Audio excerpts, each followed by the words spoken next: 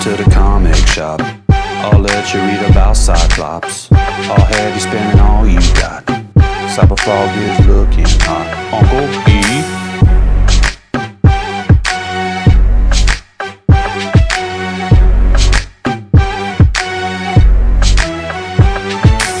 What up, everybody? Legit here, ready to talk to you about another awesome comic book from the Fantastic Four. Last time we were talking about the new Fantastic Four, issue 348 and 349. But what I want to do now is I want to fast forward a couple years to when these guys made a comeback. So in issue 371 of the Fantastic Four, I don't know if you guys can see that. The embossed, is that called an embossed cover, I believe? You know, you can actually feel the muscles on Johnny Storm here. Really cool comic, number 371. This is actually was printed twice. There's the all-white version, and then they did a red reprint because it was such a popular cover. And this is actually an issue where Johnny Storm loses control. He goes Nova and basically burns down the university. So he goes on the run, and 3 issues later, in 374, we get the new Fantastic Four back. That's Spider-Man, the Hulk, Ghost Rider, Wolverine, and now the Hulk is green again, he's not gray. And this is a fantastic comic book. Tom DeFalco and Paul Ryan did just an awesome run on the Fantastic Four. I highly recommend this run. It's something I grew up reading when I was a kid, and I had a great time with it. So basically, you know, Johnny's on the run, and you know, old Dr. Strange here, he knows that they got to track him down, you know, and get him to come to justice, you know, bring himself home. So he basically sends his astral projection out to get together the new Fantastic Four one time. The old Fantastic Four, the original Fantastic Four, they're still looking for Johnny too, though. And now Sue has grown her hair out, and she's gotten this smoking hot 90s superhero outfit that really shows off the curves and really makes any boy under the age of 14 very excited, very happy that she finally got this outfit rather than that crap she was wearing last time. And basically everybody's like on a hunt for what's going on. Sue and Reed are having some marital issues, you know. They're having marital issues, and little Franklin, he doesn't like it. And he's like losing control of his powers here. Agatha Harkness knows it, you know, but she loves the child and just, you know, she's got to calm him down. But, you know, she does. She truly loves the child, but I can sense what he is becoming, and I fear him. So Doom, meanwhile, in Latveria, Dr. Doom is building this whole new, like, totally awesome looking Doom outfit.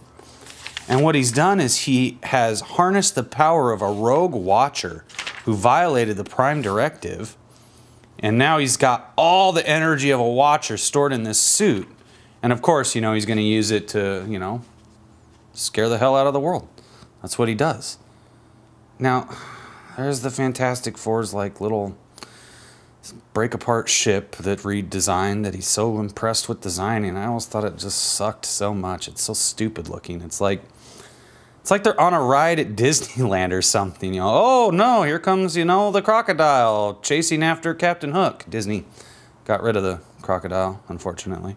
But that is exactly what it reminds me of. Like, oh, you're going to go on the Snow White and the Seven Dwarfs ride down there at Disneyland. You know, Reed is scared of Space Mountain. He doesn't like Space Mountain. It's a little too dark, too many twists and turns, you know. He can barely handle the old Thunder Railroad. So anyways, they go, and like just like in Fantastic Four issue number 4, Johnny has just gone, like, reverts to homelessness. Like, this kid's default depression mode is go homeless. And, you know, but that's how he found Namor, so it's probably working. He's probably thinking he's going to find another superhero who's forgotten their real life. And you got the new Fantastic Four with the astral projection and Doctor Strange, like, running around. Wolverine is looking for a battle. Hulk is looking for a battle.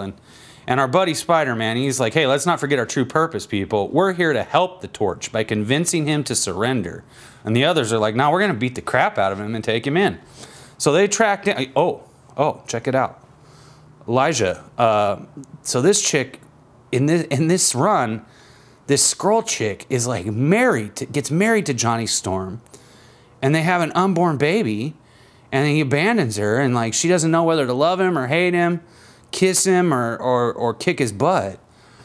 Well, it turns out that the new Fantastic Four, they come across Johnny, and he's like, oh no, I'm outnumbered. So he shoots the Four into the air like he's Batman with the bat signal, calling for backup. And there's this great big fight, and then the old Fantastic Four shows up, and you know, the Thing sucker punches the Hulk, and you know, that's gonna just lead to a big mess of property damage right there. So they get in this big battle, big fight, big fight. This is a really good comic. I highly recommend it. You know, even Black Bolt is, you know, wondering what's going on here. Here's a Uatu looking over the dead Watcher, the Rogue Watcher who violated the Prime Directive, and Doom just shows up, blows the hell out of Uatu's pleasure palace on the moon, and, you know, is like, here to claim the power which lies in you. Oh, Bart's Nightmare, you know, Super Nintendo, Super NES. Not SNES, Super NES, kids, not SNES. And it's not NES, it's NES, Nintendo Entertainment System. It's a pretty good game back in the day. I recommend you go check it out. Super Nintendo's awesome. So basically, check this out. So Wolverine's toxic masculinity comes into play in this. He cannot control his emotions. Like, you know, they're getting in this fight. He's trying to beat up a chick. He's doing everything. He uses his claws and he just slashes the crap out of the Thing's face. And Ben is just like, oh no, you freaking little psycho. Grim, I never meant. That's a real shame, pal, because I certainly mean this. And he knocks little 5'2" Wolverine way out. And everybody's just like, Sue cannot believe it. Your face, it's horrible. And like, Wolverine's inability to control his emotions caused him to hurt his friend. He was supposed to be there to help Johnny Storm, and in the end, he ends up disfiguring Ben Grimm because he can't control his emotions because of his toxic masculinity, kids. That's called toxic masculinity. And it's because Wolverine never had a dad to raise him and teach him how to control his emotions, how to control his strength.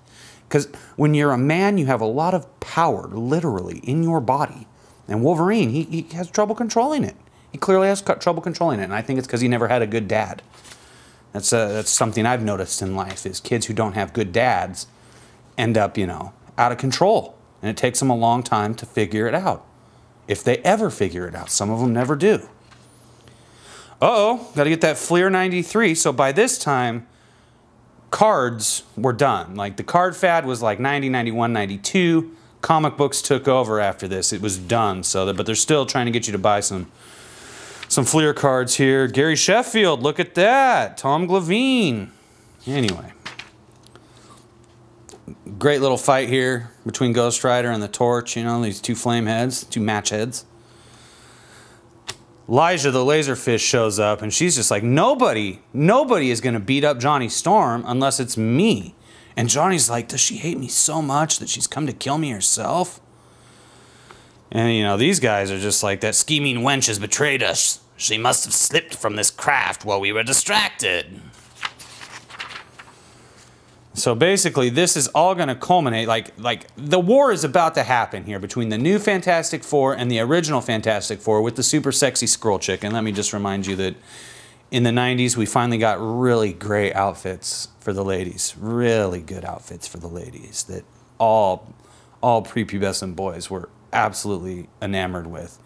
And other than like the creepy Skrull chin, which you see here, Skrull chin, smoking hot, smoking hot. Captain Kirk would be all about this if it wasn't for the Skrull chin. Johnny Storm, he's not as picky as Captain Kirk. He's willing to go for it anyway.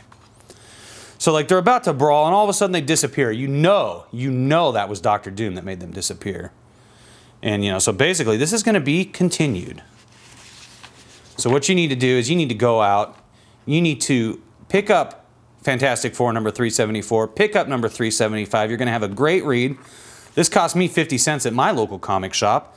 375 is probably 50 cents also, so I'm sure you can find it for 50 cents to $1 at your local quality comic book shop, where back issues are plentiful.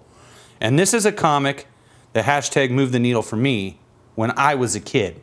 And what's great about this comic, what's great about this comic, what's great about this comic, what's great about this comic is this is $2 right here.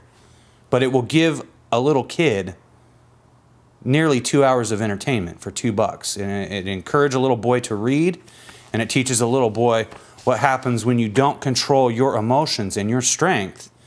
Like Wolverine couldn't control himself and he hurt his friend Ben, and now Ben is going to be forced to wear this stupid metal helmet for like the next year.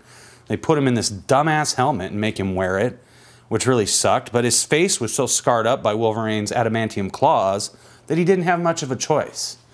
So basically, go out, find these, and I want you out there to tell me in the comments below what was the most shocking moment you remember in comics from when you were a kid. Remember to subscribe, remember to like if you want to talk to me on Twitter. I'm at Left Hand Legit. It's been a great time, and I'll see you on the next episode when we'll talk about some more great comics. Peace.